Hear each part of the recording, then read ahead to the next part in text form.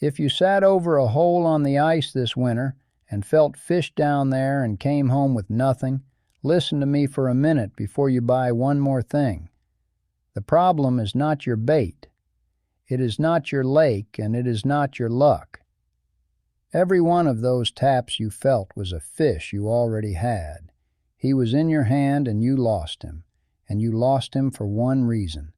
A trout in cold water takes a bait into his mouth, tastes it, and spits it back out in about half a second. Half a second. That is the whole of it. No man alive can feel that, decide about it, and pull in half a second. So you set the hook late every single time, and late is the same as never. Now understand what that costs you. In deep winter, the fish feed in a window of about 2 hours before dark. You might get 8 or 10 takes in that window on a good day. Lose them all and the whole day is gone, and the daylight does not come back until tomorrow. And when you go to fix it, every man with something to sell will point you at the wrong thing.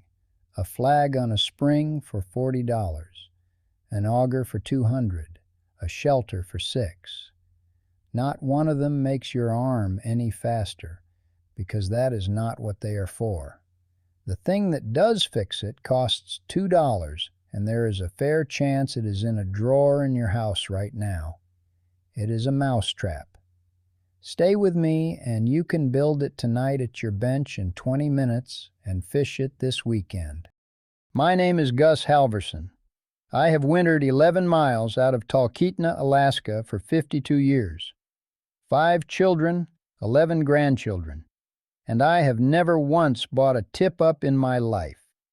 I did not work this out myself. An old trapper named Bud Teasley put it in my hand. I had come off the ice beaten, and he pulled a board out of his coat with a mousetrap screwed to it.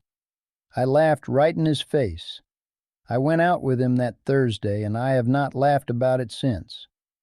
I will show you the trap first, and why it beats your hand. Then how to build it out of what is already in your shed.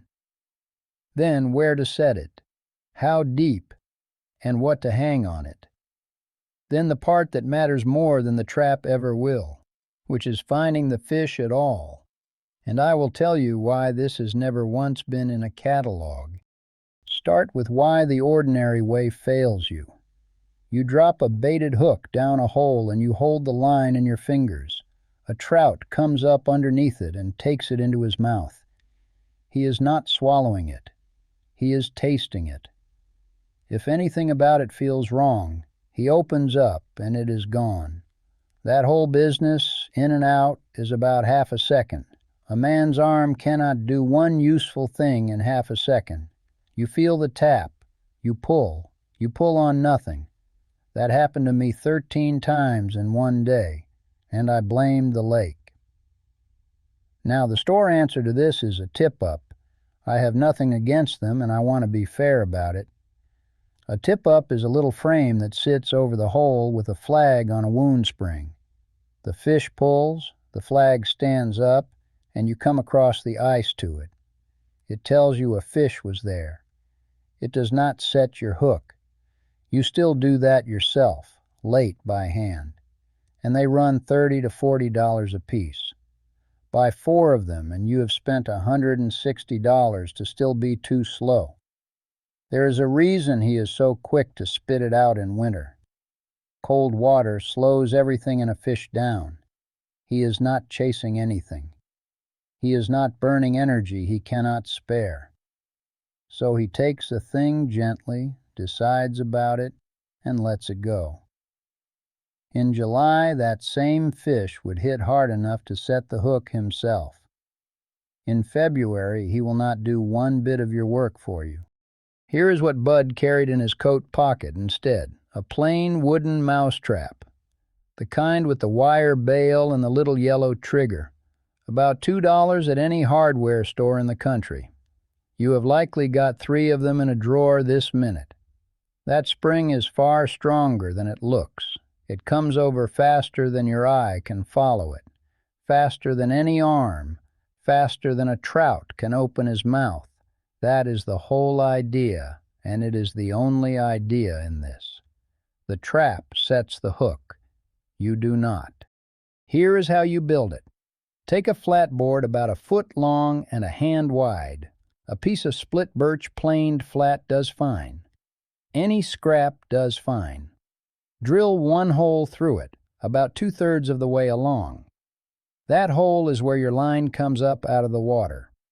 Screw the mousetrap down flat on the board, close beside the hole. Start your screw holes with the drill first, or dry wood will split on you. Bud ruined 2 boards teaching me that. Now the line, and this is the whole trick, so stay with me. Your line comes up through the hole from below. Above the board, you tie it off to 2 short pieces of cord. One of them goes to the wire bail of the trap. The other one goes to the trigger. Keep both of them short. 2 or 3 inches, no more. Then you set the trap exactly the way you would set it for a mouse. Now think about what happens down that hole. A trout takes the bait and pulls. That pull runs straight up the line and trips the trigger. The bail comes over and slams flat against the wood. Coming over, it snatches the line up a couple of inches with it. That snatch is your hook set, instant and harder than you could ever do it. And the line is pinned under the bail now. He cannot run with it, and he cannot shake it out. He does not get his half second. He does not get anything. The first evening I fished one, I set it 3 times and landed 3 fish. I have lost very few since. Now let me tell you where this does not work, because that is only fair. A mousetrap is a light spring. It is built for a light line. On trout up to 3 or 4 pounds, it is exactly right. Put it on a big northern pike, and he will take the board off the ice with him. I lost one that way in 1992 and never found the board. So screw a cord from the board to your auger or a stake, and let it be a long one. And one more thing, and I say this having done it. Set the trap with your gloves off, and it will get your finger sooner or later. At 20 below, a set spring across a cold finger will wake you right up. Set it standing over the hole, with your hand behind the bail, not across it. Now what you hang on it. In the middle of winter, a worm is worth more than anything in a tackle box. And you can still get worms in February if you know where to look. Find a creek that runs all winter and never locks up. The ground along running water stays soft. There is warmth in water that moves. Turn back the leaf mat along the bank and dig shallow. I have taken worms out of a creek bank at 10 below. Thread him on so a good long piece of him hangs off and moves. A trout comes to movement first and smells second. If you have no worms, take the belly strip off the first fish you land. Cut it thin, about 1 inch, and let it flutter. That has caught me more fish than anything I ever paid money for. Where you put it matters more than what you hang on it. Early in the winter, the fish are shallow. 6 to 12 feet of water over a weed shelf is where I start. By February, they have pulled out deeper, toward the middle. Late in the winter, when the light comes back, they move up again. Let your line down until you feel the bottom, then bring it up a foot. A foot off the bottom is right nearly every time. Now the important part, and I want to be plain about this one, you stay with the trap. You sit inside arm's reach of it, and you watch it. Where I live, a line left alone is against the law, and it is against the law most places. Look up your own state before you set one thing on the ice, but you have no reason to walk away from it anyway. The trap is not there to fish for you while you are gone. It is there because it is faster than you are. Bring 2. Set them about 10 feet apart and sit down between them. Before any of this, the ice. This is the one part I will not be casual about. I have gone through twice in 52 years, once to the waist and once to the shoulders, and I was lucky both times. 4 inches of clear, hard ice will carry a man on foot. Clear ice. The dark ice you can nearly see the water through. White ice is air and refrozen snow, and it is about half as strong. On white ice, I want 8 inches under me before I am comfortable. Drill and check as you walk out.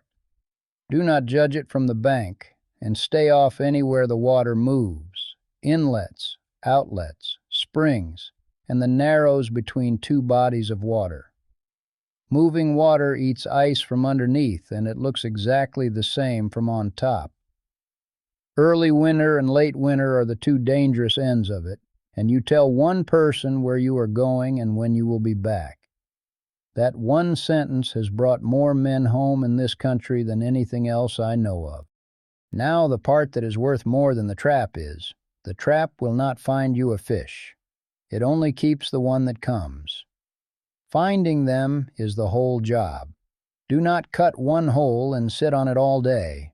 That is exactly what I did in '79, and I told you how that went.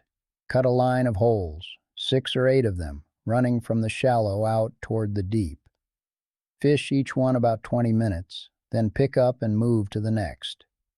You are not fishing yet. You are looking.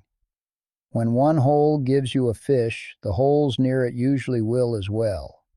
Trout in winter sit in company, and be quiet out there. This matters more than men think.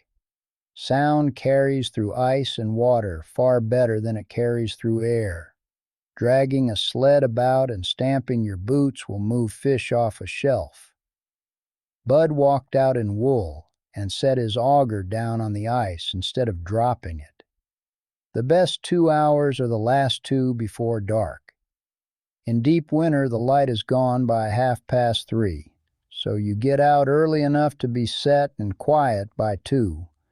Cut them about 30 paces apart, and cut them all before you fish any of them. Cutting a hole right beside a man who is catching fish will shut it down. Do all your noise at once, then let the lake settle for 20 minutes. I have watched a shelf go dead for an hour because somebody dropped an auger on it. Now I want to say something, and I am not accusing anybody of anything.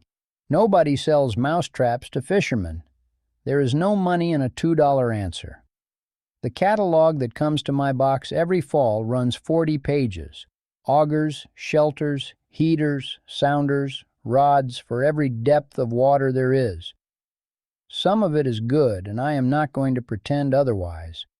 But not one page of it will tell you a mousetrap sets a hook faster than the whole lot of it. Not because anybody is lying to you, because there is nothing in it to sell. Bud never bought a thing for fishing in his life but line and hooks. He ate fish all winter, every winter, for 40 years. Nobody told me any of this. I had to find it out. So here is what I would do this week. Go out to the shed and find a mousetrap and a flat scrap of board. Drill 1 hole. Sink 2 screws.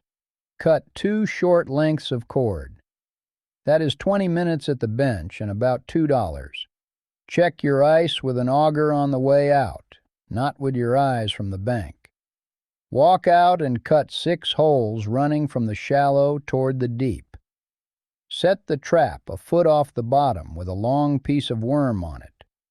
Then sit down beside it, be quiet, and wait out the last 2 hours of light. You will hear it before you see it. It is a hard, flat crack, and then the line is tight. There is no better sound on a frozen lake than that one. And when you have got 2 or 3, do not haul them home frozen solid. Clean them out there on the ice while your hands still work. A trout that comes off the ice and into a hot skillet the same evening is a different fish. Butter, salt, and nothing else. That is Marta's rule, and I have never improved on it. That is the whole of it.